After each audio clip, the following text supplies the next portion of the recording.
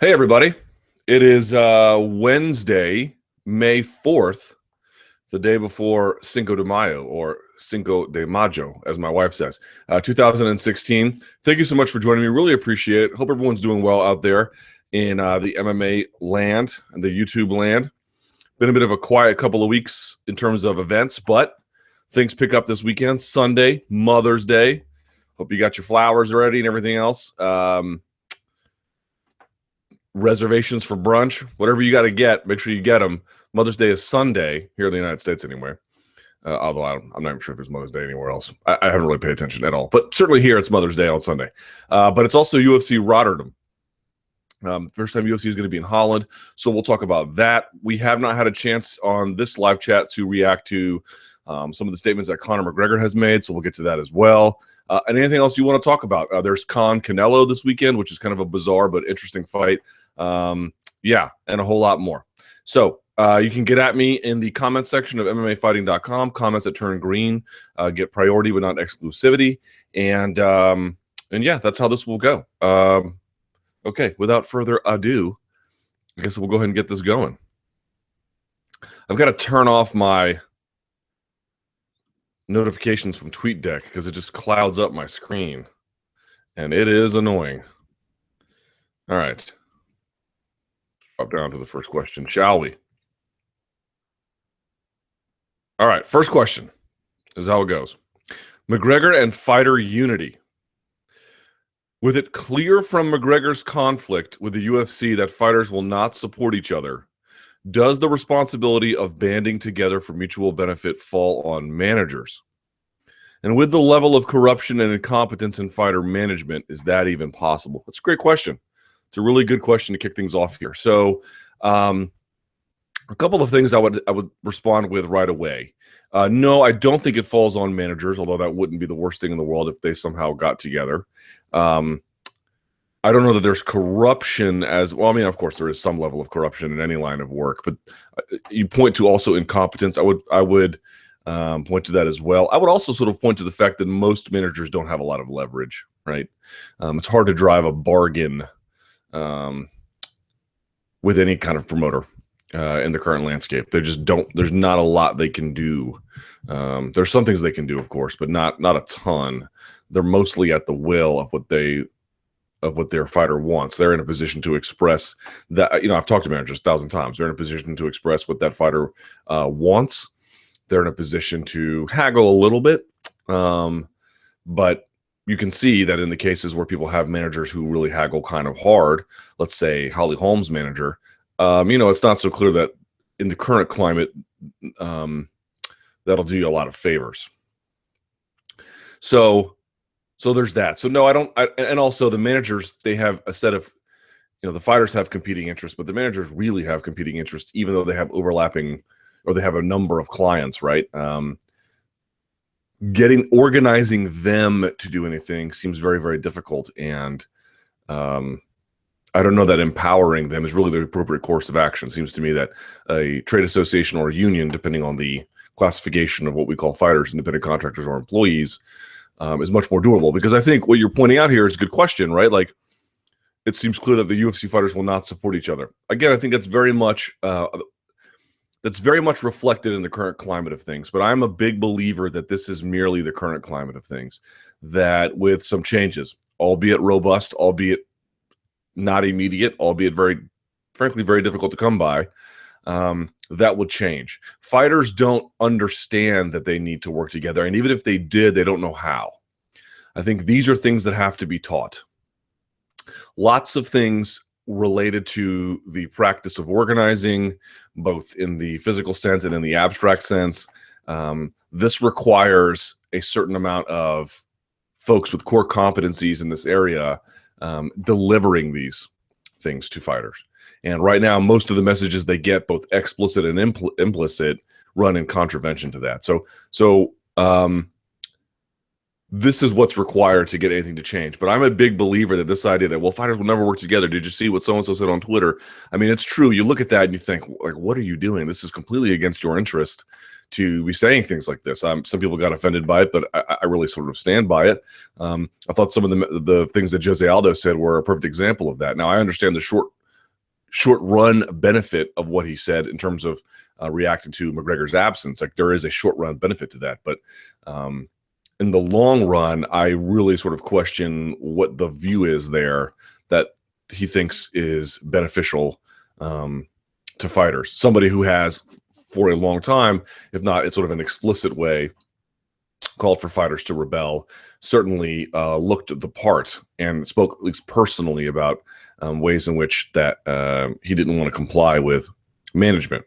But I think this is a learning process. And I really also think that the more this question gets brought up, are they all going to act in unison in some kind of hand-holding way, a kumbaya way that, you know, is some abstraction that doesn't match reality? Of course not. I think this is going to be a long, painful process. But the discussion as it currently stands around the plight of fighters and their future as it relates to UFC management, it's moving, it's changing. The conversation is evolving. And I think one of the points that should be made is that a lot of fighters, certainly on social media, they'll say things, not that they don't believe necessarily, although there might be a part of that too, but that they'll react in ways where they're,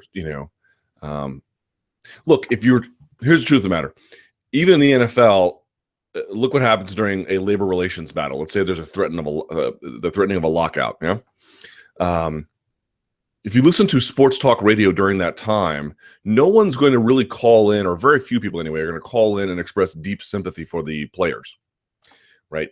These battles between labor and management, I think if you try to win them in the public eye, it doesn't really work. I don't think you're ever going to convince the general NFL fan or the New York Giant fan, whatever the case may be, sort of pick your enclave. They're never really going to heavily pick a side, especially for guys who have the established protections and established wealth like they do in the NFL.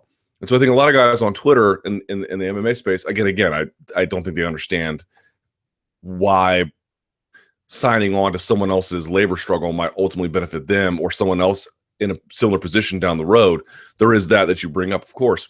I think that's correct. But I think also on Twitter, there's a lot of just public posturing, not wanting to rock the boat publicly, because publicly these are impossible or virtually impossible battles to win. The battle for labor protections is not one that is ever going to benefit the fighters to have with their fan base. Convincing the UFC fan base that fighters need these kinds of protections, I think that's a losing battle from day one, and that's not really where it should be fought. It should be fought with the stakeholders. Senator John McCain, Representative Mark Wayne Mullen, courts to the extent that they're relevant for anything. I'm not saying this particular class action lawsuit, but you can sort of take your pick. These are the people that you need to convince. Convincing the public at large and trying to do that in a public social media kind of way, I can see why fighters would either abstain from that or even go in contravention to that. So this fighter union might or might not happen, but one thing for sure, McGregor won't be the cause or the leader. He is completely selfish and doesn't have a grain of thought for other fighters' benefit. He never talked about it or acted on it. This situation is 100% McGregor versus the UFC, and not even remotely related to fighters versus the UFC. Conor bargained for benefit upon his special position in the company, not his position as a fighter. I think there is some merit to that, but I would challenge that a little bit as well. Right. So to your point, let's see where I think we can agree, and I'll see if I can split the difference too. You're arguing that, to quote, Conor bargained for benefit upon his special position in the company, not his position. There is some of that is unequivocally true, right? Part of his bargaining, part of his public pronouncements, even more recently, but certainly since the beginning, have been, look at the amount of money I have made for the company. Look at everything I have done for the company. Look at the special contributions I have given the company, either saving a pay-per-view not once but twice, but doing massive amounts of media. You name it. Like he's got his list. You've all seen it. I've seen it. So on that level, I would certainly agree. I think there's actually a lot of truth to that. But the question is not whether did he act selfishly and is all that matters. The question is, in acting selfishly, even if only for selfish purposes, is there a trickle-down effect? And I think the answer to that is at least worth considering. I don't know that it's true, but I think it's worth considering. Now, there are some folks that have made the argument, for example, related to McGregor, and they have said, look, this is why the UFC can't bend. They can't bend because if they bend for McGregor, who won't they stop bending for? And I really don't take that argument to be all that persuasive. But there is a little bit of truth to that one too, right? If they do bend for McGregor, people in other predicaments similar or close to McGregor might also be able to draw out concessions. But I think the failure of that argument is that there's a real limit to that. If you reach a McGregor level, and if they bend to McGregor, and you can get into that space or even that orbit, yeah, you might be able to draw out some concessions. But if you're not, you won't, right? I made the point before.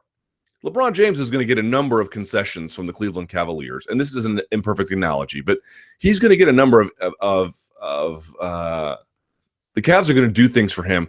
They're just not going to do for Dellavedova.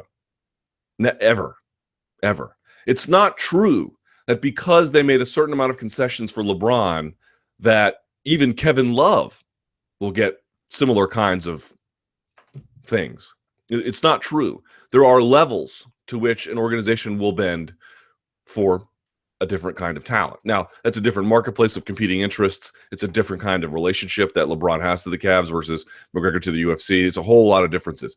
It's just not true that if the UFC bends for McGregor, that therefore they have to bend for virtually everyone. There are real limits to that. And the truth of the matter is, to the extent the UFC can begin to say, okay, we will begin to compromise with labor under certain conditions and specificities, there are always going to be natural limits to that, but it at least opens the door for fighters to get things that they want given to them at the negotiating table in real time.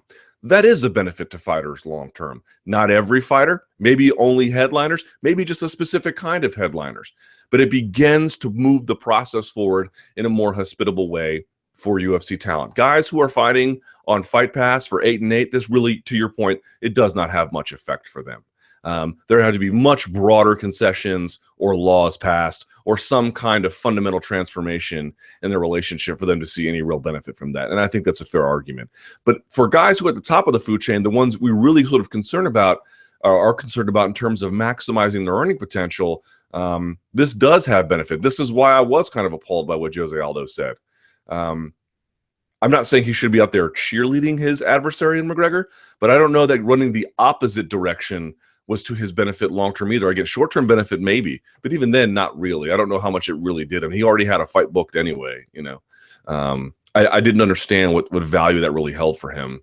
Again, other than the short run, I'll look good for the next few months up until 200. But that's the idea. Like, there definitely is a lot of just this is about McGregor. But the fact of the matter is, to the extent McGregor can leverage UFC, it's not that they'll leverage beat for everyone, but it might make it better for a smaller group. All of these different labor struggles, they all happen on different fault lines. But those fault lines have implications for the people right behind them or right near them. I think each one of those is worth pursuing, at least in conversation. Each one of those has its own kind of unique value. Simply stating, well, because it only would benefit McGregor or a handful of other fighters, therefore it doesn't have a ton of value generally, you know, I would take issue with that. I would take issue with that.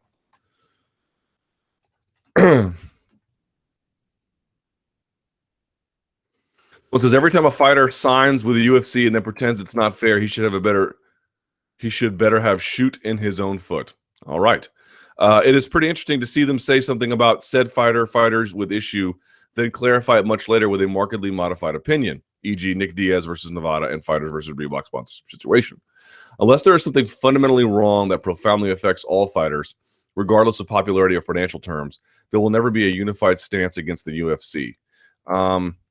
I think for now, that's a fair position to adopt, but long-term, to borrow from the Senate report on 9/11, it's a failure of imagination for me. The sport can change, and it will change over time. In what direction? I don't know. How much? We can debate. But I think to see that there is guys not having overlapping interests, or even, in fact, competing interests, and then speaking about that is not a reason to believe that with the right kind of impetus, which admittedly hard to come by right now, that can't be changed, and that can't be spoken about differently. I just think is wrong. And to your point, You say, unless there's something fundamentally wrong that profoundly affects all fighters. Well, look, not every fighter's in the same predicament. They're going to be able to draw out, again, different concessions, right? There are certain basic protections in the NFL for guys who make the practice squad. I think it's $110,000 a year. Then there's a minimum salary, guys who just make the 53-man roster. I think it's around the neighborhood of $400,000. Then there's all kinds of different protections or provisions that either reward or protect fighters as they move up the food chain in relative importance and beyond. And then, of course, they have their own individual deals with the teams, right? So at the lower end, what you see is protections. At the higher end, what you see is provisions. But, the idea that Peyton Manning is in the same spot as, I don't know, pick somebody who just got drafted. How about that kid from who signed with Buffalo, who didn't get drafted, who had that incredible speech in front of his family, right? Peyton Manning's retired. So let's pick somebody hot and doing really well. Let's say Aaron Rodgers or something, right? They have some of the same protections. I mean, Aaron Rodgers would be guaranteed $400,000 no matter what, but you get the idea. To say, well, if it doesn't affect all fighters, well, all fighters aren't in the same predicament. Now, the $400,000 protection in the NFL, it does affect all fighters, but it's basically irrelevant to the life of someone like Aaron Rodgers. It's more about, again, providing provisions as they move up in relative importance and significance, and again, relative to their own team deals. But just because GSP and Chaz Skelly are in different positions and what would affect one wouldn't necessarily be relevant to the other doesn't mean there isn't an apparatus that can't be constructed to protect and then benefit both relative to the opposing interests of management and ownership.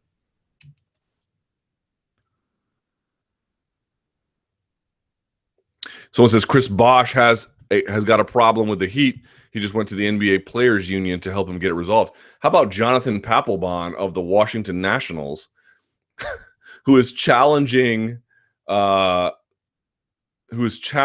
I'm not mistaken about this, who is challenging the Nationals, who, by the way, blew a save last night, with the help of the MLBPA while serving as a Washington National. That's kind of funny.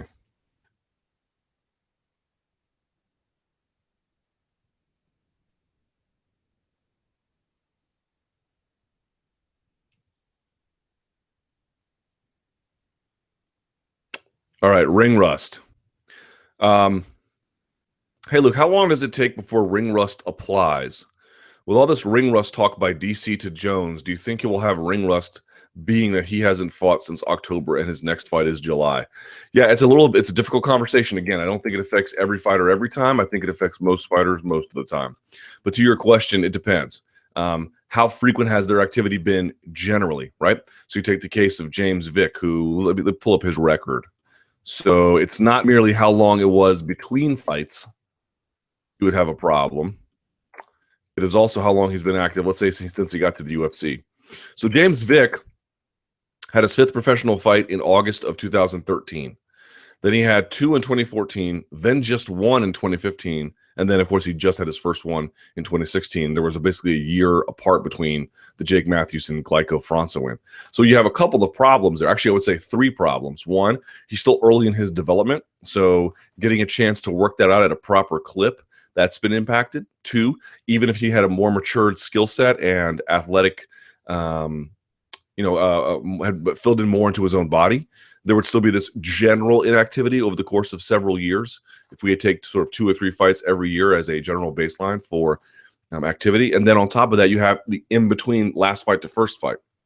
When's the next fight? So it's July for Daniel Cormier. When was the last one? Whatever it was. Not the Gustafsson fight took place. So those are the 3 big questions in play. So for 2 of those, they're not really relevant. There is one for the last one, which is there's going to be a bigger break than normal. He would have fought in April, so May, June, July. So it's a 3-month break, essentially an extra camp that would be involved. I don't think DC will have a ton of ring rust as a consequence. He's been fairly active, fairly consistent. He is more matured in his athletic body, more matured in his competitive career. This does not seem to me to have as much of an effect, rather than someone like, say, Vick, who is still developing as both a talent, as a physical athlete, and has had inactivity generally, and then inactivity specifically between that Matthews and França fight. Those are sort of the three considerations I would point to. And also, look, to Dominic Cruz's point, it's not going to affect everyone the same. Even with these factors that I'm highlighting, we're only speaking in probabilities. We're only speaking in generalities. It may, in fact, be the case that those 3 months for DC are crippling. It may be that we don't see any difference at all. My guess is we don't see much of a difference, if a difference at all. But these are the things I look at as general tendencies, not as guarantors.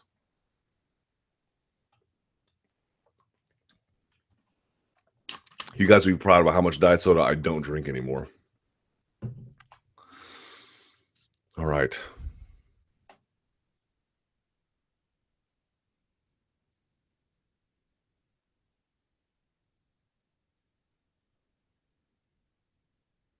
So it says there's no timeline to when ring rust will or will not set in. It's unique to every fighter. It's unique to every fighter, but not in a way that's entirely unknowable. Again, I think there are factors you can look at to say there might be some ways to predict this. There might be some reasons for concern. Again, in the case of DC at 200, probably not too much. But when you're out 15 months like Jones, that's a fair reason to be concerned. Plus, he's still developing as an athlete, even though he's already accomplished a great deal. Rematch. What facet of Demetrious Johnson's game has the best chance of competing with Dominic Cruz's range and evasive movement? How do these two match up in the clinch and on the floor, etc.?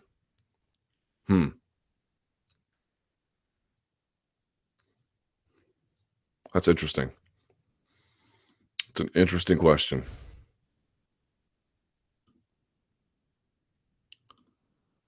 Let's see.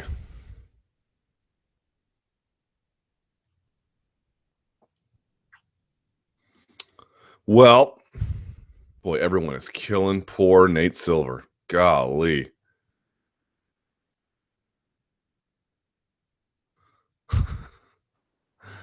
Oh, man. They're killing Nate Silver, aren't they? All right. In terms of Demetrious Johnson, it's a great question. I really wonder how you beat Dominic Cruz, because he sort of makes you come at him a little bit, and then he gets out of the way. It'd be like, oh, well, don't walk him down. He kind of makes you walk him down. He kind of gets in your face and then gets out of the way. So it's very difficult. Here's what I would say. Look, if I'm Demetrious Johnson, I'm using speed to my advantage. I'm using open spacing to my advantage, which I know Dominic Cruz does, but I would try to narrow Cruz against the fence to the extent possible. But any kind of physical tie-up, I don't think is in his interest. The one takeaway I had, and I was at that fight, and he was in DC, was that once they tied up physically, that was the beginning of the end for Demetrious. At range, he was able to land on him. Obviously, he still has a tremendous punching power himself. Maybe not John Dodson level, but pretty good. He's got good timing. He's got pretty good accuracy. He adapts and adjusts well in a fight. But when they physically got locked up, when Dominic Cruz put the bigger size on him, that's when it all went south. So in the clinch, I don't know. I'm not saying, look, you saw what he did against Henry Cejudo. I'm not saying he can't do well there, but I'd be a little bit skeptical of that long term. And then certainly to the extent that Dominic Cruz was able to get any kind of wrestling tie-up that he liked and preferred, it was bad news for Demetrious Johnson. He got suplexed in that fight, if I'm not mistaken. So if I'm Demetrious Johnson, I mean, this is a much more complicated question about individual tactics you can point to. Someone like BJJ Scout could do that, or we could look over their film and take a little bit more time to answer this question in a more precise way. But just thinking in a general term here, or general terms, it seems to me that any kind of closeness beyond the boxing range, any kind of physical wrestling tie-up on the ground or in the clinch is ultimately not going to benefit him. True or false? Cormier versus Jones 2 will be more competitive than McGregor versus Diaz 2 would have been. I don't know. It's hard to answer. I'll say false. Canelo stops Khan this Saturday. I will say true to that. Did you guys see that interview I did with Paulie Malignaggi? I thought he made some really great points, not least of which was, Khan is fast and probably much faster than Canelo, and maybe he can box at range and stay on his feet like he claims he can. And That speed and those angles will give Canelo problems. Maybe that's true. But Khan has never been great defensively. And as a consequence, you really wonder how he's going to be able to manage that against a heavy puncher who likes to come forward and can back you up like Canelo can. Daniel Cormier is an underappreciated fighter. He is currently, so that's true. He is currently, because of the way things are going, the way the dynamics are in play about his belt versus John's and his place in the division versus John's. But I think when it's all said and done, Cormier will probably get the appreciation he deserves. If Jones decided to retire today, he would be considered the greatest of all time. Maybe. I'll say true, but barely.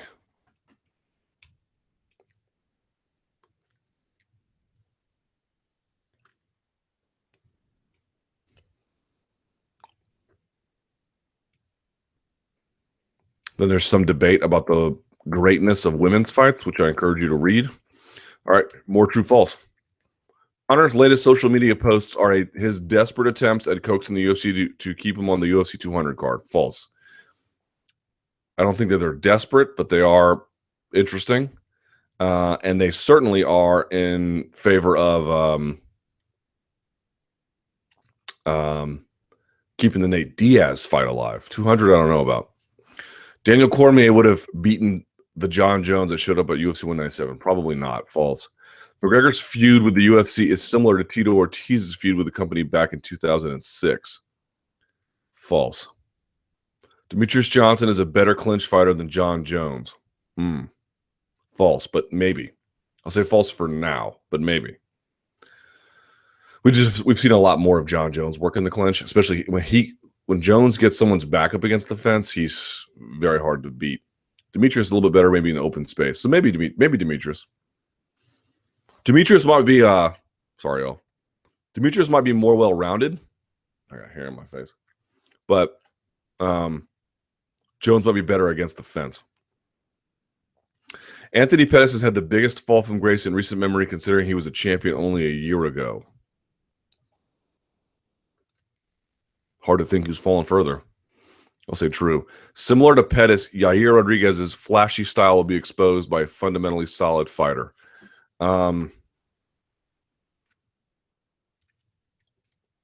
If he stays the same.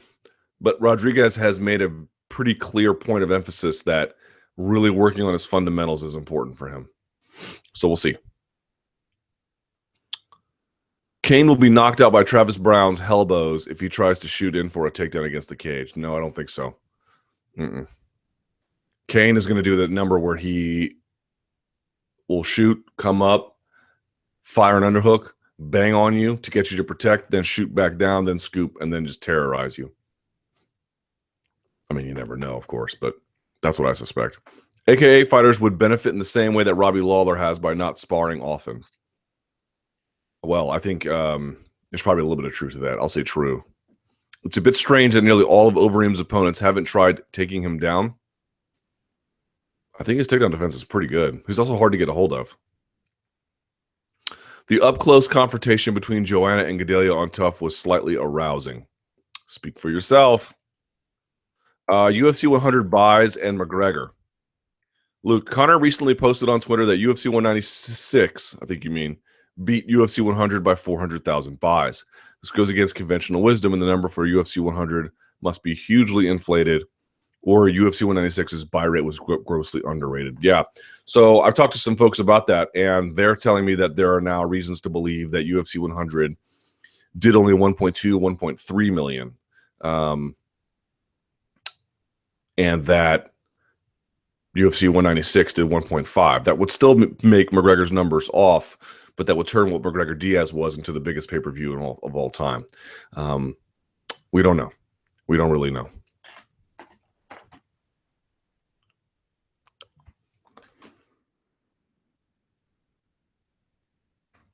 MMA fighting seems to be adding some new journalists. Is it growing or replacing journalists who have left or are leaving the site? Mostly replacing, but we've added some as well. But it's mostly replacing. Good question. Good questions today. Mackenzie Dern in MMA. Luke, how do you think Mackenzie Dern will do when she finally transitions to MMA? And do you think her jiu-jitsu will be more feared or dominant than Rousey's judo? Also, any word on what's next for Ryan Hall? Yeah.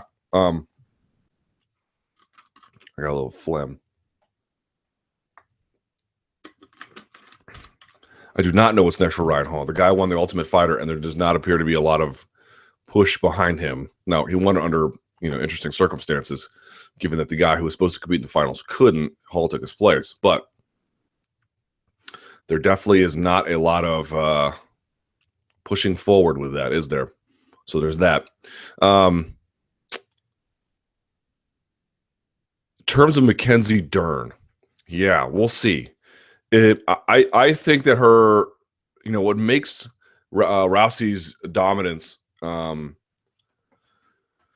so difficult to deal with is that she combines everything in a single chain, right? We always look at Rousey, we try to compartmentalize things. Oh, Rousey's got a great arm bar. Rousey's got great trips. Rousey has unorthodox takedowns. And all of these are true, even if you take them as separate entities. But what really is the key to Rousey's game is that everything is one chain of offense. It's the connectivity. It's punching her way into the clinch, from the clinch, the throw, from the throw, the immediate set to the arm bar, and then once at the arm bar, I think judo, the judo universe of the Jujigatami is much greater than what I've seen out of arm bars from jiu-jitsu, which is to say, jiu-jitsu is interesting in that it has a lot more varied submissions. There are a huge number of arm bars that you'll find in jiu-jitsu, but a lot of them they're not set up off the takedown. They're set up from static positions on the ground. A lot of them are arm bars from the guard.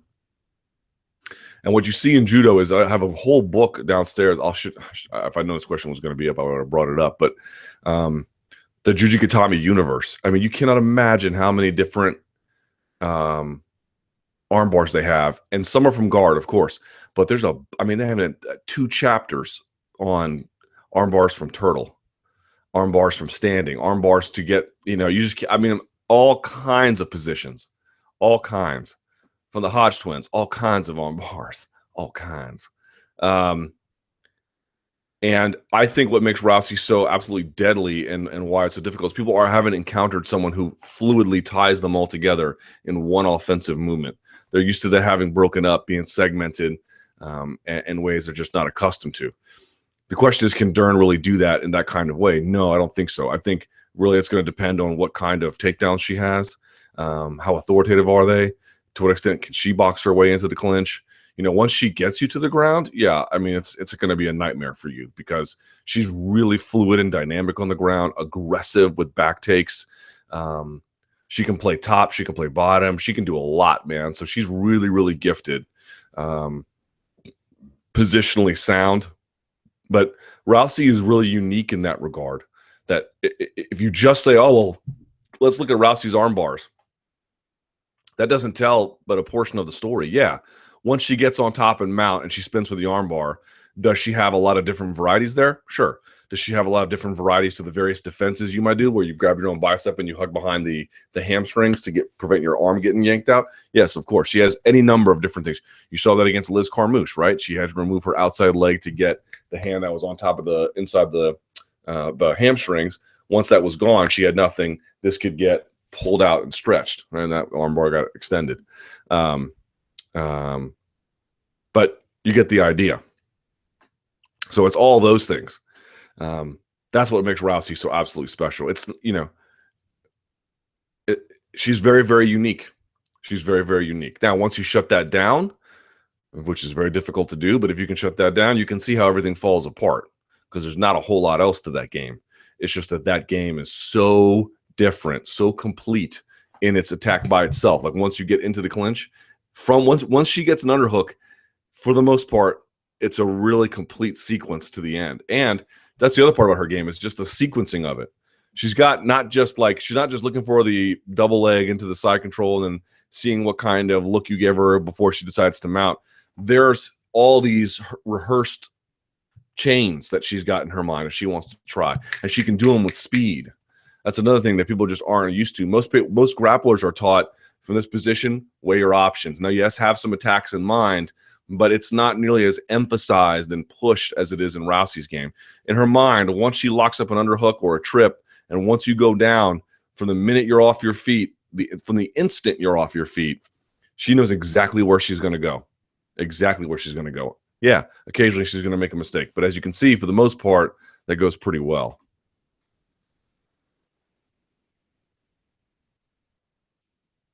About one breakfast McGregor versus C-level Kane. That is funny. That is funny. Someone does fantasy matchups here that are really funny. Diaz versus Diaz, Jones versus Dos Santos, McGregor versus Cruz. That's really funny.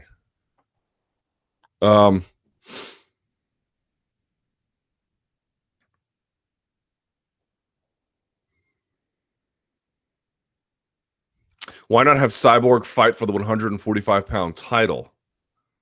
Even without a division, wouldn't that make the most sense? No, there's no division. Super heavyweight. Do you see the UFC ever adding a 265-plus pound division? I'm not saying I want them to. Heavyweight fights are already pretty usually bad. I'm just curious. Yeah, look, back in the day when, God, who was the Hawaiian promotion? It was not Rumble on the Rock. It was Icon Sport, I think was the name of them. They, for a while, were doing some super heavyweight fights. You've seen super heavyweight fights in Pride to an extent. They're just abysmal. I mean, they sound fun in theory. Oh, get some 290-pound guys, get some 300-pound guys to do it. But the reality of it all is it's just bad fighting. Fighting is better typically at a lighter, more nimble, more flexible kind of human, right? That's why 155 is. I mean, 155 is stacked for a number of reasons absent that, but it also winds up being really great fighting when you watch it for those kinds of reasons. These are guys who typically walk around about 180. Maybe 185 or 90 if they're really on the high end, but let's say 180. 180 pounds. If a human being is athletic, man, they can do a lot. They can still be limber. They can be explosive. They can be strong. They can be powerful. They can be fluid. They can be quick. They can be in great shape. And so it's a really great body type and size for this maximization of human athletic performance. I think when you get to around 300, not only is the pool of people who can do that a little bit less, but I just don't, with I'm sure there are some examples that would prove this wrong, but generally speaking, you're going to get people who are just not going to be able to fight in a way that is very pleasing. But you have to see it first to be like, oh, okay, now I get it. The UFC has announced the date of their 2016 Hall of Fame inductions. If it were up to you, which fighter or fights would you like to see inducted this year? Man, that's a good question. I haven't thought much about it. A lot of guys who I wanted to see in got in. Still would like to see Frank Shamrock get in, right? So that would be a big deal. Frank Shamrock versus Tito. So let's just go with that. Frank Shamrock and Frank Shamrock versus Tito. Are those in the Hall of Fame? I don't even know. I have not kept up with the UFC Hall of Fame at all. No, Tito is.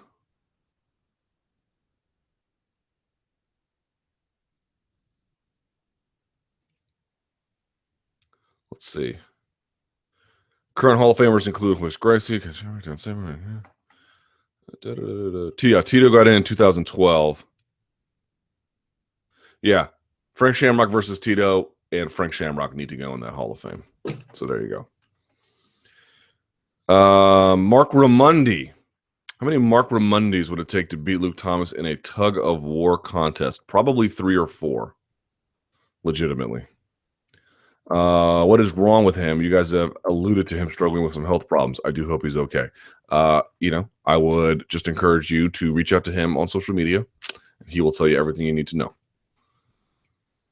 But shout outs to Mark Ramundi, who is an essential and invaluable component to the MMA fighting team. Any thoughts on the Fodor brothers, Fodor, fighting each other on a World Series, a fighting card? Legitimate matchup or just a freak show? Does booking this fight negatively affect World Series of Fighting's reputation in your eyes? Well, I'm afraid to tell you that they don't have a particularly high reputation in my eyes. So I am not sure that this fight in any way sullies it. Now, not that I view them as some kind of carnival circus, but just that I don't spend a huge portion of my time professionally involved in what they're doing. So if you're asking me, like, is this bout designed to generate eyeballs? I mean, you ask yourself, brother versus brother. It's not like it's a tournament bracket where both brothers entered and it just so happened to be out this way. This was designed, as most fights are, under the matchmaking model fans are accustomed to in mixed martial arts, to generate eyeballs. And in that sense, is it any worse than Kimbo versus Dada? I don't think so. So, take it for what it is. But yeah, it's not like I think World Series of Fighting is, gold standard or something. Conor versus Nate, social media. How funny is it when Conor goes on long outbursts, as you put them, and Nate responds with a one-liner? Well, I suppose it depends on your definition of funny, but it seems pretty much par for the course, right? Who's more vocal of the two? Conor's more vocal of the two, even in good moods or bad moods. Who is more expressive of the two generally? It's definitely Conor McGregor. Now, Nate doesn't say as much, but he tries to be as compact with his language and impactful at the same time. So, to me, that's not necessarily all that surprising that that this would be of value to him. Just putting hashtag white belt out, it seems very much representative of what we already know them to be, if you ask me.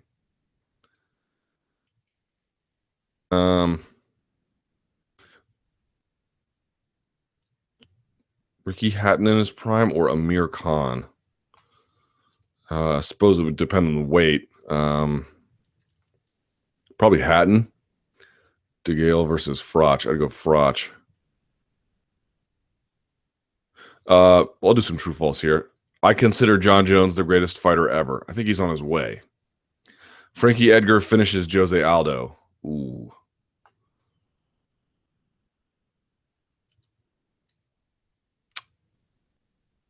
False. John Jones submits Daniel Cormier. I'll say true. Amir Khan has no chance this Saturday against Canelo. Well, I won't say no chance, but pretty much no chance. I'll say true. Mayweather would beat Triple G by unanimous decision. True. Conor McGregor will be 0-3 after his next 2 fights. Wow. Probably false, but I don't know. He's got some tough fights.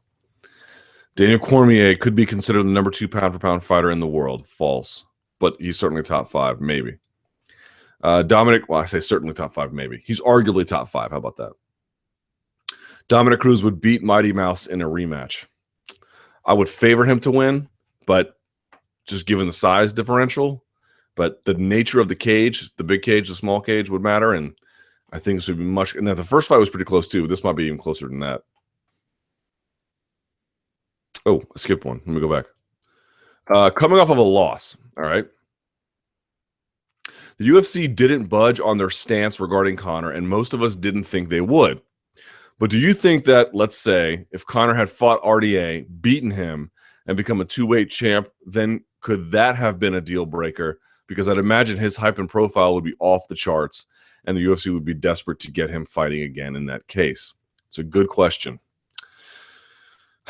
It's hard to say. These are all these scenarios are what ifs. They're not the ones we live in, and so we're just sort of speculating blindly to an extent. I think if this whole thing with RDA had never been proposed and you had never heard of it, and someone had told you you've got a guy like Conor McGregor, and let's even take the stats that he put out on Twitter to be fact, that it's a fact that he's got the pay-per-view record, that it's a fact he's got some sort of TV records for Fox Sports 1, that he's got the embedded record or the Fight Pass record or whatever the hell. Let's say it's a fact that he has all these records. Now, he's not fought on Fox, so that wouldn't be relevant, but you get the idea. Anywhere it was relevant to his career.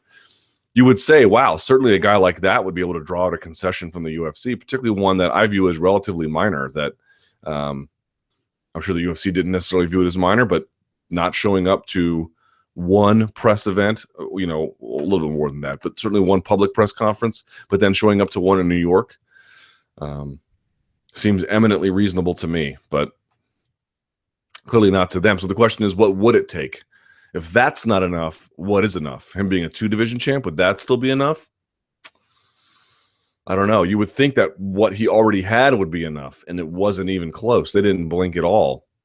Maybe adding a second belt would do that, but maybe I suspect not. I suspect that they're very rigid about the power structure. They're very rigid about their place relative to fighters and what their demands are that need to be met.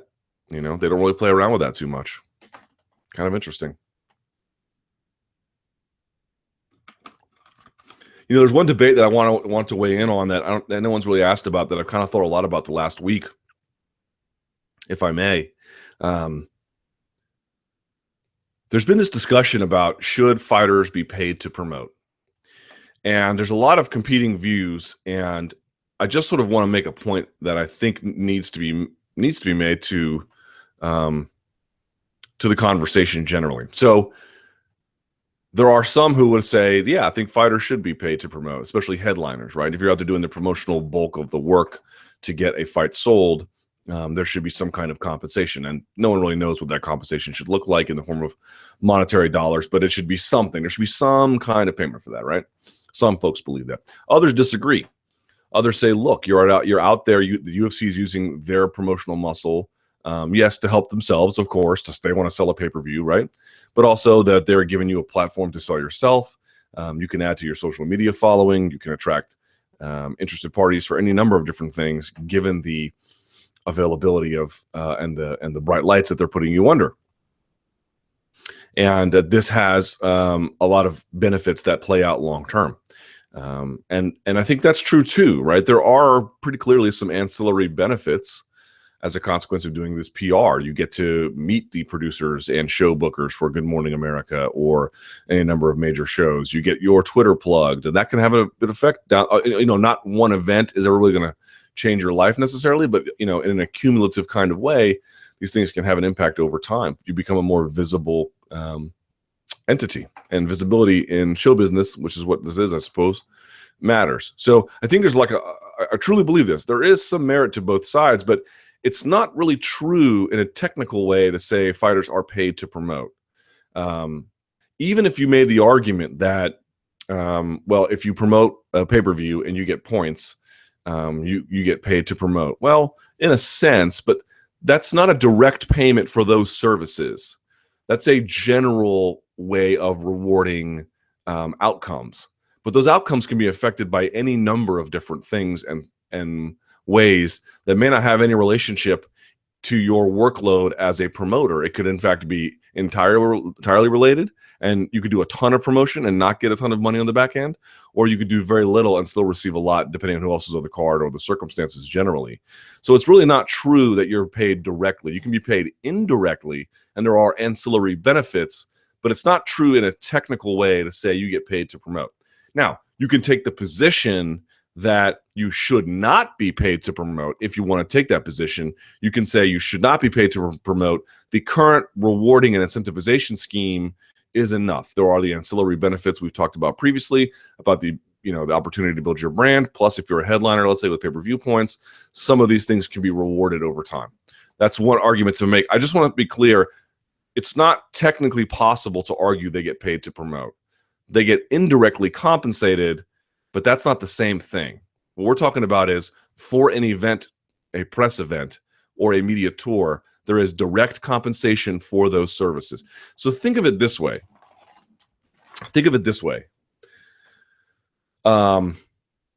Dana White is not the promoter of the UFC. Now, that's one of his jobs, but he's actually the president of the UFC. Right? If you ask what is Dana White's job day in, day out, boy, it's a lot of things, isn't it? It's certainly managing the company to some extent. It's talent relations. It's looking over and approving any number, I'm sure, of advertising inventory. It's on an event basis, going through and crossing T's and dotting I's and making sure everything has the kind of aesthetic that they like. It's also promoting. Now, he does a lot less promoting than he used to, in the sense that there's still, don't get me wrong, I'm sure it's still a heavy toll, but he doesn't really speak to indigenous MMA media anymore. If he does press events, when the press conference is halfway through, he leaves. He really only talks to your Dan Le Batard, your Jim Romes, your general sports media. It doesn't do nearly as much to the indigenous MMA media that he used to.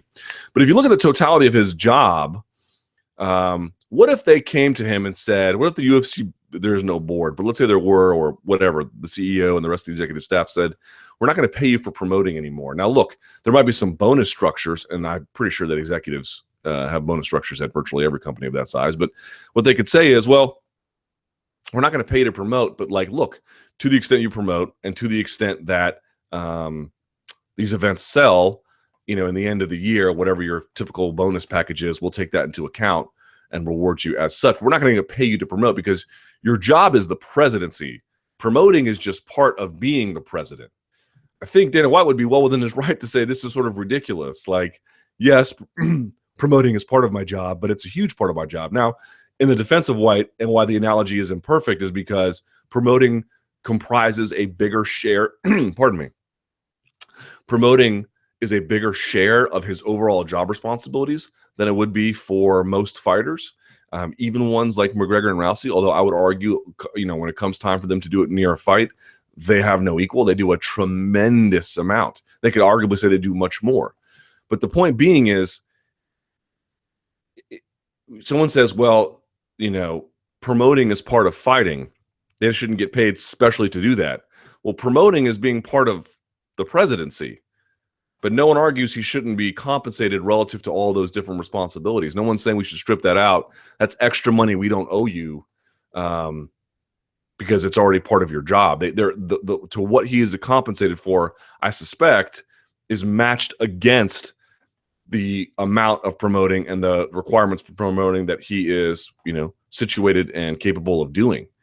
The difference is it's already sort of built into what he's doing. What we're asking for is, I think what the fighters are asking for, those of us a little more sympathetic to their argument, is to say there is something special and additional about promoting relative to all their other responsibilities that should be more directly compensated, that there should be something direct about it.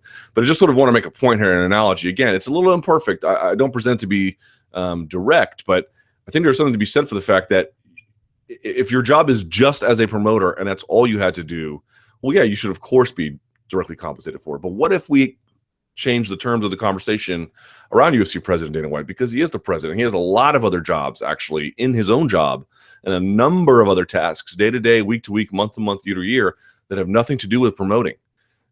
Imagine someone told him you only get paid for that portion of the job. Promoting just comes with it, and there's benefit to you. Look at the benefit you get on social media. Look at the benefit you get in exposure. Look at the ability you get to have your brand enhanced. I think you would probably resist that idea, and I would support him if he did. And I don't think the fighter argument, especially for people who are like Conor and Ronda and these top headliners who have massive amounts of media obligation, I don't think their predicament is all that dissimilar. Dissimilar a little bit, yes. Not entirely. The analogy still works. You can be against paying fighters if that's the argument you want to be married to. But it's just not technically true to say that they already get paid for it. They don't. And if you're going to defend that, I wonder what one would say about the experience of UFC President Dana White, who is a promoter, but that's only part of his job. He has a promoter's license. He has a number of other responsibilities. Imagine if all he had to do was promote. Boy, he'd have a pretty open schedule relative to what he has today.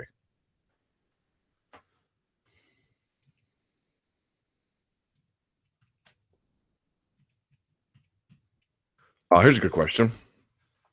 Luke, do you feel in any way that the UFC's requirement for fighters doing press is more of an employee duty versus independent contractor duty?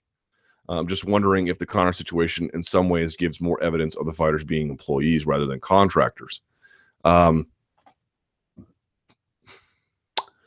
way it works for independent contractor versus employees, there's a number of things the government looks at to measure these kinds of things. And it's never a direct 5 checklists you have to meet. 1, 2, 3, 4, 5. Yep, you met all 5. Up, you're an employee. It doesn't quite work that way. It's more a sort of a body of work and a body of characteristics that they look at. Typically speaking, the more control the management exerts over labor, that favors the labor's argument that they're employees. And they look for things individually, like uniforms. But again, there are situations where you can wear uniforms that clearly fall under the rubric of independent contractor. But that's one. To what extent is the equipment provided for you? To what extent are your expenses paid? There's all kinds of different ways that they look at this. And, the requirement to do extra media I don't know that would necessarily be that way, but to do it without compensation, I wonder if that might. Almeida versus Garbrandt. This is a good bantamweight fight. It's going to be later this month. Thomas Almeida is one of my favorite rising stars of the UFC. What are your thoughts on his upcoming match versus Cody? No love. And who is your favorite rising star to watch? Well, Almeida is at the top of the list for sure. He is a tremendous talent. Garbrandt, too. They're both really good guys. I had Garbrandt on the show when I was in Vegas. He's a fun interview. But I'd probably favor Almeida in this matchup. I just think Almeida is a little more clinical of the two. I think he's got a wider variety of weapons. Almeida struggles a little bit early. I think he's taken a lot of damage relative to his age, so this is not beyond the reach of Garbrandt to attack and win. But Almeida just seems a little bit quicker, a little bit more diverse as a striker, and makes better adjustments over the course of a fight. So it should be very interesting early. Garbrandt's got big power, but I don't know if he has as many weapons to select in the course of battle, as it were. Damn, I am parched, y'all.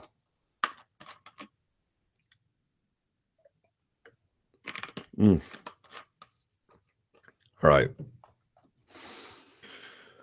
Get this question every so often. Mike Goldberg. Seriously, Luke, how has this guy been doing play-by-play of pay-per-view events for this long? Given the caliber of events he's doing, he's a pretty terrible announcer and the butt of everyone's jokes. He says really dumb things sometimes, and it seems like Joe Rogan is just annoyed with him most of the broadcast. I don't even know what to say about it anymore. There was a couple of years there where I was like, what are they doing? Look, the UFC is loyal to their employees. One could argue in this case to a fault. I'm sure Mike Goldberg is a wonderful person and stayed with the UFC when he could have gone in a different direction. And I think they really respect that. And I respect the fact that they respect that. But, I'm not sure what to say anymore. I don't really think he's there are probably a lot of better choices out there for play-by-play commentators in mixed martial arts.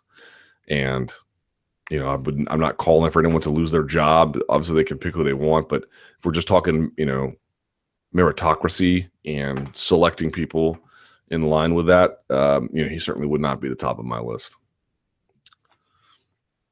Embrace the grind when it's never relevant to say, i.e. bringing it up in unnecessary moments. Premature, it's all over. Yeah, he does do a lot of that. Someone says, for fun, you should rewatch Ovince St. Preux versus Krylov. Rogan is calling it so beautifully. He's calling the exchange step by step, catching all the details. And then Rogan interrupts him with some unusual empty rhetoric, and both those F's up. And they end up missing the moment when OSP sinks the choke. Goldberg totally ruined one of Rogan's shining moments. LOL. There you go. Luke, is Conor an independent contractor? Legally. Does the UFC unilaterally scheduling a press conference on the other side of the globe with mandatory attendance for Conor McGregor indicate he might not be an independent contractor? In and of itself, it wouldn't indicate that. Again, if you go back and you look, let me pull this up just for so you folks have a better understanding of this, and my explanation may not have been good enough. Versus employee checklist. Let's see what we can pull up here.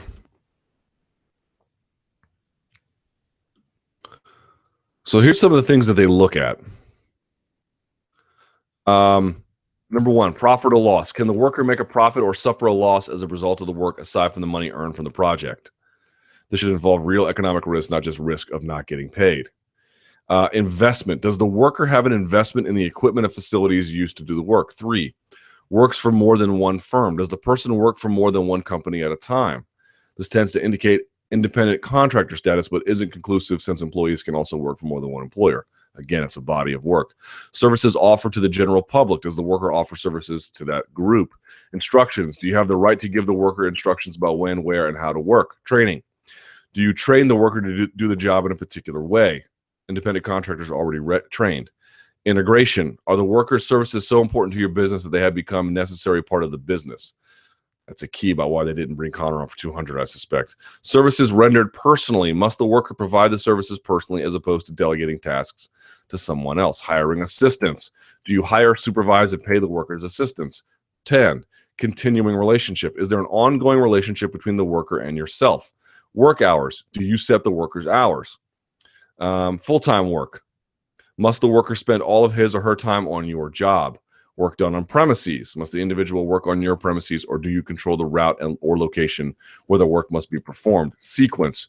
Do you have the right to determine the order in which services are performed? Reports. Must the worker give you reports accounting for his or her actions? That's an interesting one. Pay schedules. Do you pay the worker by hour, week, or month? Independent contractors are generally paid by the job or commission, or by commission, excuse me. Although by industry practice, some are paid by the hour. Expenses. Do you pay the worker's business or travel costs? This tends to show control. Tools and materials. Do you provide the worker with equipment, tools, and materials? Independent contractors generally supply with the materials for the job and use their own tools and equipment. They do not in this particular case. There's a bunch of these that they didn't. Right to fire. Can you fire the worker? An independent contractor cannot be fired without subjecting you to the risk of breach of contract lawsuit. And worker's right to quit. Can the worker quit at any time without incurring liability? An independent contractor has a legal obligation to complete the contract. So you can see in some of these, they clearly fit independent contractor status. Some of these, they clearly don't. There's a lot in between that would be hard to argue. It's not really clear. It's not a slam dunk case just yet. However, and there's more than this too, by the way. This is just a small checklist. This goes on and on. Let me see, there's another one that would be helpful. Yeah.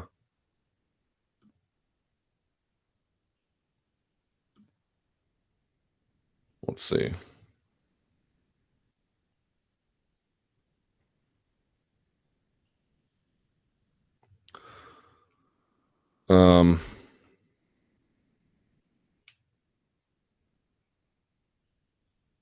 Anyway, you get the idea. There's more than this. That was a small checklist, but there are more.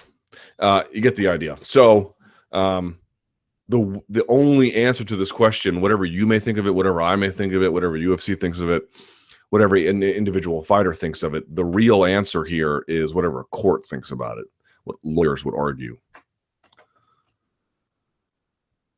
I'm sympathetic to the case that they're employees, but, you know.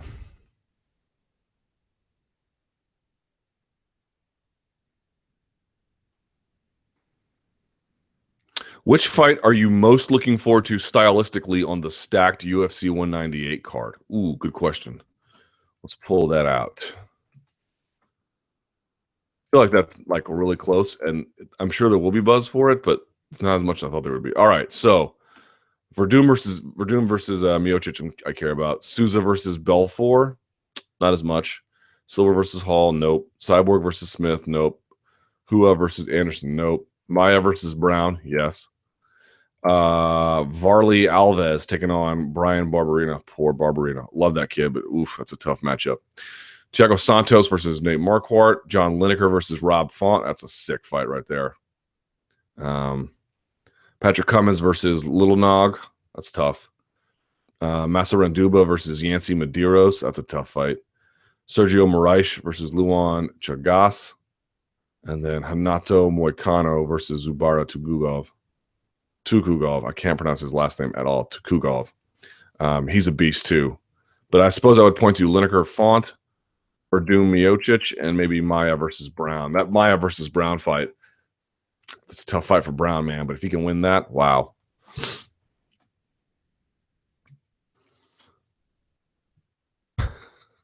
Funny question. Follow-up question from a few weeks ago about you being a grunter or a moaner whilst doing deadlifts. All right. This one's green, by the way. What's the longest you've ever taken to do a set of deadlifts? I don't know. I typically do around 5 to 6 sets. How long on average have you had to wait before going? Wait, what? How long do you on average have to wait before going between sets of deadlifts? No more than a minute. Is it true when you're older doing deadlifts causes aches and soreness not previously experienced when doing them at a younger age? Yeah. Yes, there is. Why not put up pictures of your dog or something else on that pretty boring gray-white wall behind you? It is time to take the Promotional Malpractice live chat to another level. I agree with your characterizations. I agree with your criticisms. I've been looking into it the past week. In fact, I have a call today with a company that's going to print me one. I'm going to pay for it out of pocket because that's the kind of guy I am. And I'm going to get a new one up here. A couple of new ones up here, I hope. Fingers crossed. Knock on wood. But yes, the gray is boring. The gray sucks. I agree. But it was a stopgap. It was the first step away from just these boring old white walls behind me.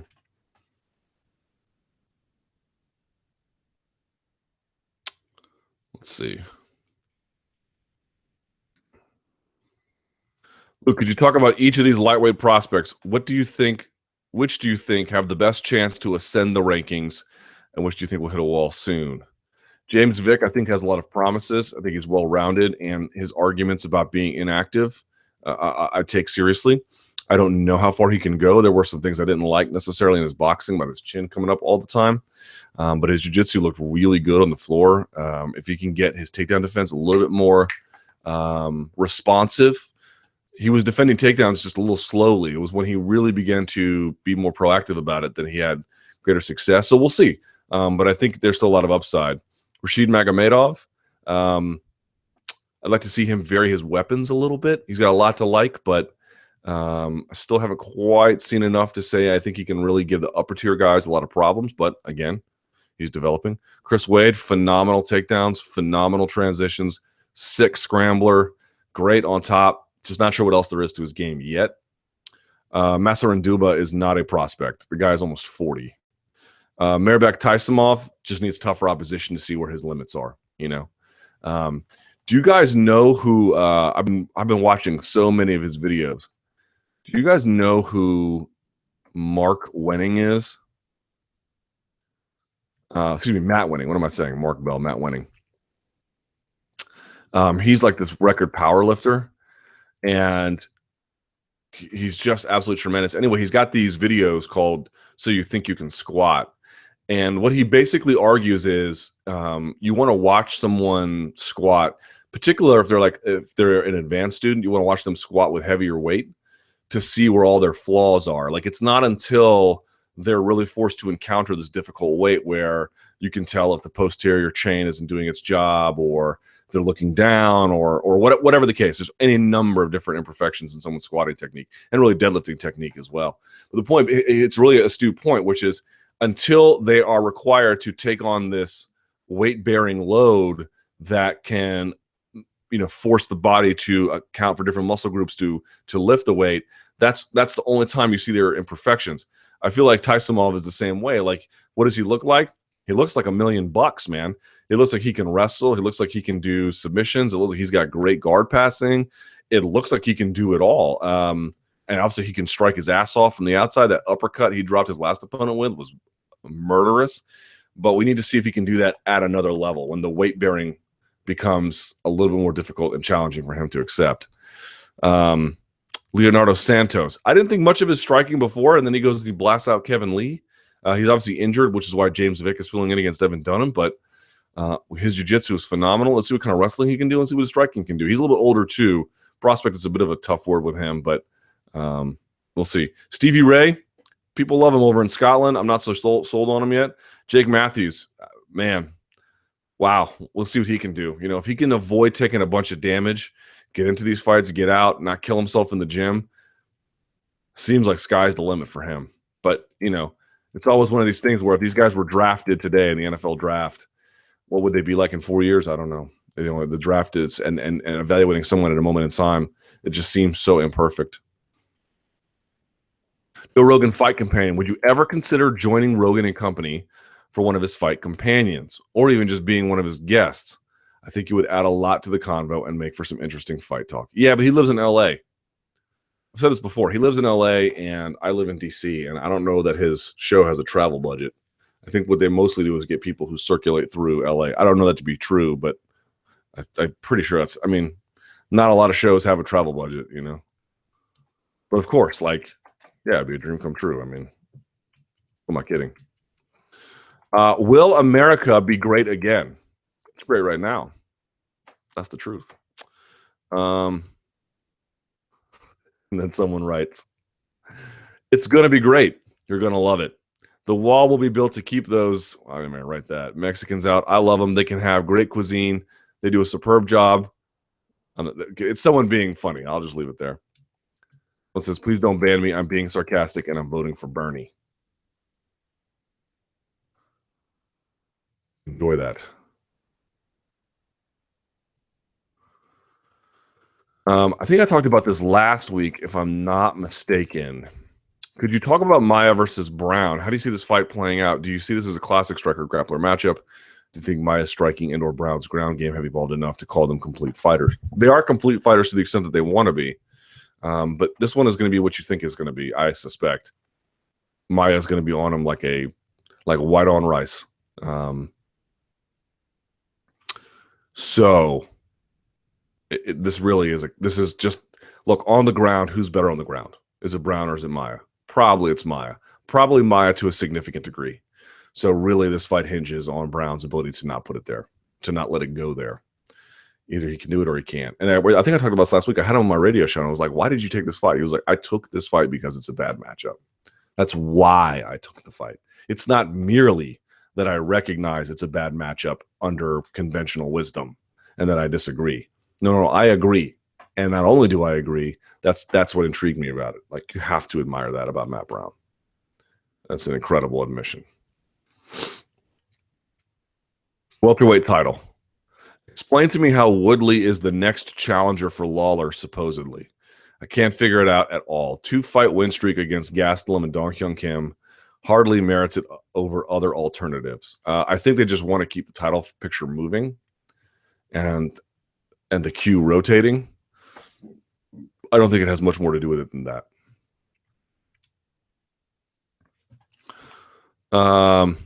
Someone says this is stolen from Reddit.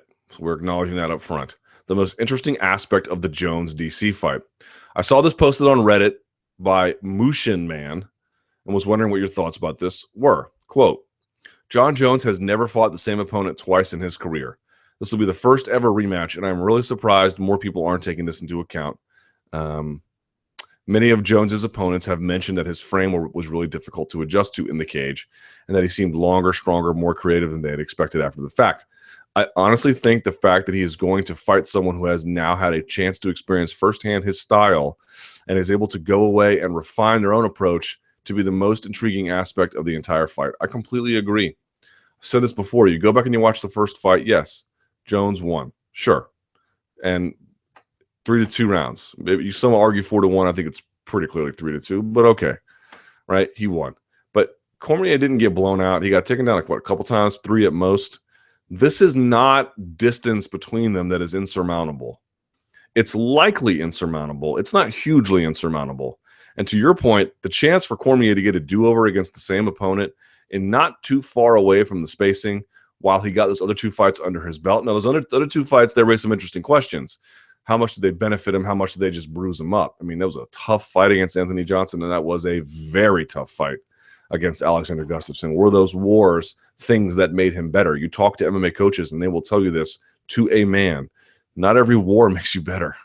Sometimes wars just make you less. I mean, they showcase what's great about you, but in the end, they didn't serve any real purpose other than to retain a win or something like that, a belt in this case with Gustafsson and Cormier.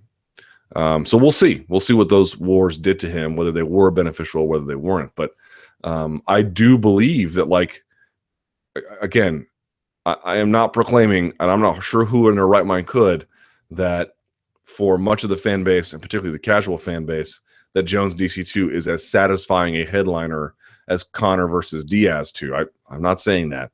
But this idea that, like, Cormier's already lost. I mean, look, maybe Jones goes in there and blows him out. Who's to say? But is there at least a reason to think, for some of the reasons highlighted here, one, that the first fight was a clear Jones win, but not a crushing defeat, and two, that this is the first time he's had a rematch ever in his career? I really believe these are relevant, fair questions. Not answers, but questions. Worth considering. Sure. Absolutely. That seems entirely reasonable to me. Someone says, great point, but my only issue is DC is literally fighting the exact same way he did in the Jones fight. Get in the clinch and throw uppercuts or go for the takedown. He did it both against Gustafsson and Anthony Johnson. Maybe he will try something new against Jones, but if he hasn't shown it in the cage yet. I'm not picking Cormier to win, but fair point. Uh, it's past 2:15, so let's go to Twitter to get some of the Twitter questions. Luke, with the talk of the benefits of the UFC fighters being employees versus independent contractors, would there be any negatives for them? It might raise costs on the UFC such that they would have to hire, or they could only hire fewer fighters. So I think it would reduce the UFC in terms of the number of size of the roster, or the number of athletes, and then the size of the roster. Excuse me. But I don't know that that would be a bad thing for consumers. Does the return of Cody McKenzie and Mayhem Miller combined with Husamar Palhares make Venator 3 the most epic near event? It's something. Not a question, but if Conor was paid $10,000 per each day spent promoting, that's chump change to him. Okay. Random question. Whatever happened to Alan Belcher? He retired. He has a gym in, I think, Louisiana, I want to say, if I'm not mistaken. But he has formally retired. How big do you think UFC 200 would be if they combined all 3 fight cards that week? Well, it's not that those other ones would necessarily add to the pay-per-view total, right? That's the beauty of, everyone's like, how do they put RDA versus Alvarez on Fight Pass?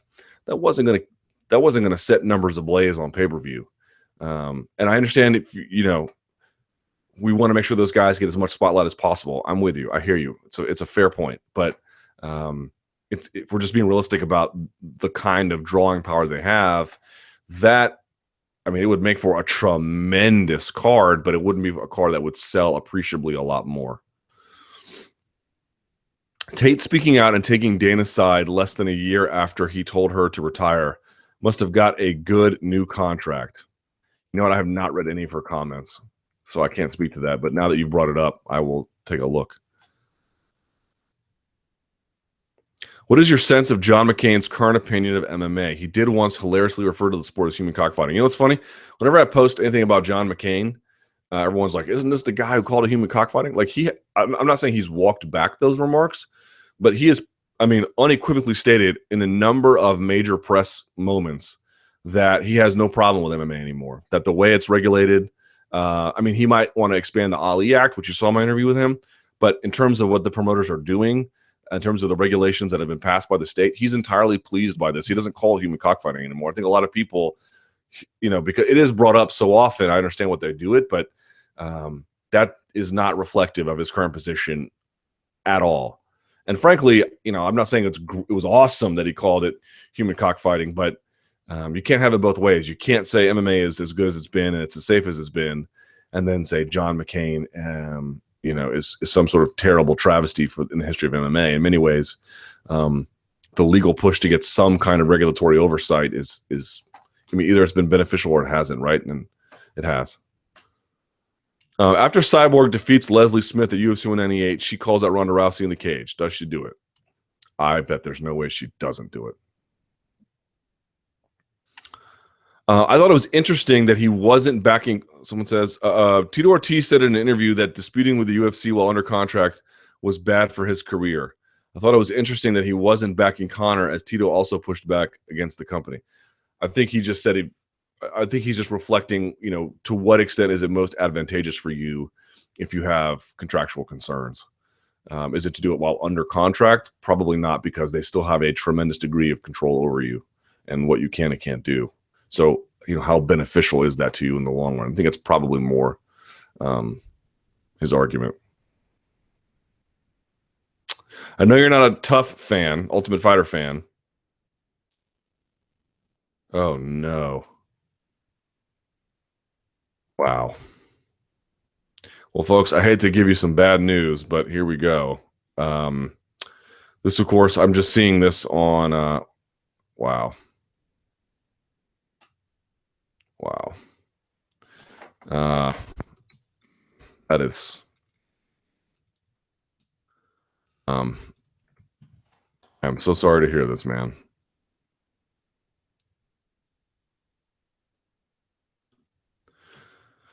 Well, according to Chamatkar Sandhu, who of course is a European reporter for MMA Junkie, quote, "Really sad news.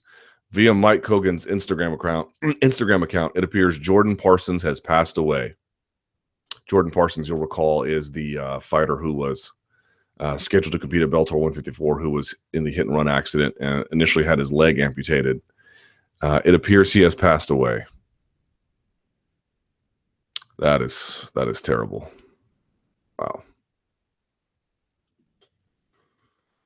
Wow. Man. Hmm. Yeah, it's true. I'm looking on my work email. Yeah, it's true. Wow. That is terrible. That is truly horrific and awful. And if you know anything about that situation, if you live in Delray, Florida, if you know anybody who does live in Delray, Florida, if you know anybody in that area who I believe the car was a silver Range Rover, please do something. God, can you believe that? That is just awful. Golly. Wow. All right. Someone says, I know you're not a tough fan, but what do you think of the fans hating on Joanna for her behavior in Ultimate Fighter 23? Temporary, it won't last. I'm split on moving the Ali Act to MMA. I want more given to fighters, but I don't want the sport to turn into what boxing is now. Padded records, huge mismatches, never seen the best versus the best. Am I overthinking this? I don't think the Ali Act necessarily has caused that. You had that prior to the Ali Act, right? Although maybe it's a little more exacerbated these days, but I don't know that the Ali Act can be a direct contributor to that. So I see what you're saying, but I'd be happy with there be a trade association or a union, and then the UFC getting monopoly, being declared a monopoly, like the NFL is, like MLB is, but with government sanctioning. So they get that sanctioning as a monopoly, but the fighters get the protections. I think that would be the most equitable split. So that really, look, here's the truth. Do we really want government legislation for this? I mean, we have it at the state level. Do we want it at the federal level? I'm not against it. I think it would be helpful given the current climate, but are we asking, is that the most helpful? Is that the best way to maximize all the parties' interests? I'm not so sure that it is. I think there might be some other ways. Boy, I can't get this out of my head. I cannot believe that kid passed away. That is so horrible. Rest in peace to Jordan Parsons and his family. And wow. If you know anything about that, you have a moral responsibility to do something about it.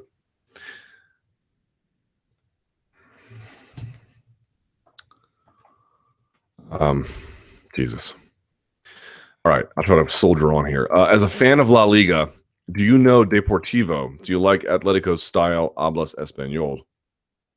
Yes, I speak Spanish, but not very well. Do I know Deportivo? I know all the teams. Do you like Atletico's style? Well, not for Real Madrid's chances if they make it to the final, but we'll see how they do against City today. What type of trash talk is better? Grandiose McGregor insults or the intense bullying Jacek displays? Better for what? Canelo or Khan? Canelo. Is it possible, and what leverage would a sort of union between, let's say, Conor, Ronda, and Jones give versus UFC? If the three of them got together, that'd be interesting. There would probably some concessions made, but to really get them to bend, it would take a much more full-throated effort. It would take, people always like, oh, it would take headliners to do it.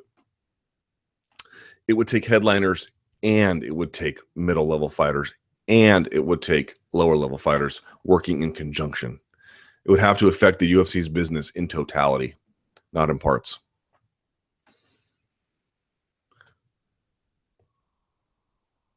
If Conor and Nate are on 201, will it do more buys than 200? You know what's interesting about what Conor McGregor did?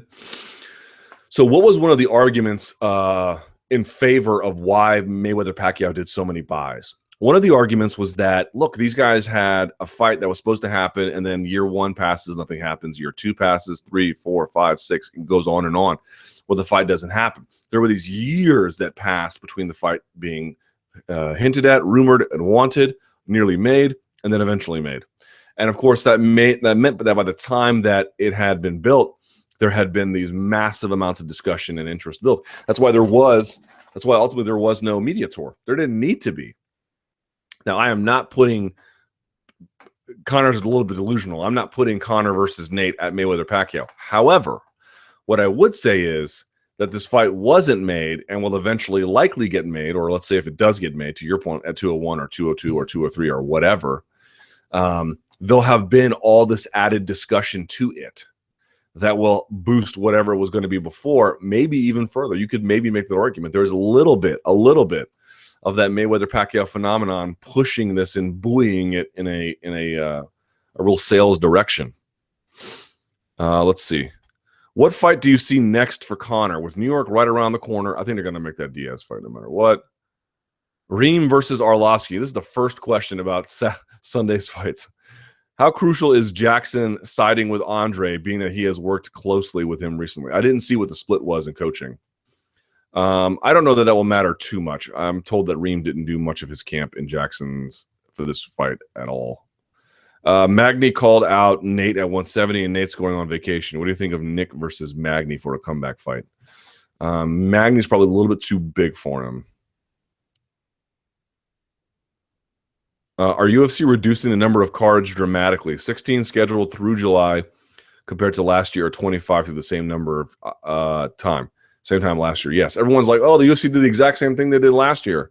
They're just, they got lucky with Conor and Ronda. Well, they did get lucky with Conor and Ronda. Yes, that definitely turned out to be true. But I believe that they are fundamentally changing some of their business practices, not in a massive sweeping kind of way, but they're making the right adjustments, and I think it's paying dividends even with the number of injuries they've had this year. What would most fighters prefer? Health insurance and Reebok deal, or no health insurance and no Reebok deal? I think it would depend entirely on what portion of the fight game that they occupy, what space in the fight game they occupy. Prediction for tonight, sir. Hoping for another Madrid final. Of course, we'll see. Ronaldo's back. There's no Benzema. There's no Casemiro in the midfield. We'll see what they do. I think they're probably going to put in Isco as a consequence. I have not seen the starting lineup, so I could be wrong about that, but we'll see. Also because Zidane hates James, which is just lovely for me. Why do we see more variation in styles and innovation in striking, but not so much with ground fighting? You have seen innovation in ground fighting. It just doesn't look the same as it being more exciting. It's become more utilitarian, which is a little bit different. Striking has become certainly more utilitarian in a way, but also more aesthetically pleasing and dynamic. Ground fighting has not yet, but that could change. Check out the web guard that Faraz Zahabi talks about. That could change things, right? Things like that. Okay, we have to go. I want to remind everyone we will have coverage of UFC Fight Night, whatever it is, Rotterdam, on Sunday. So check that out. I got the Luke Thomas show at 4 p.m. today. We're going to have the guy who was supposed to fight Jordan Parsons on the show, plus Paul Felder. That's on SiriusXM Rush 93 at 4 p.m. Give this a video a like. I would really appreciate it. Thank you so much for watching.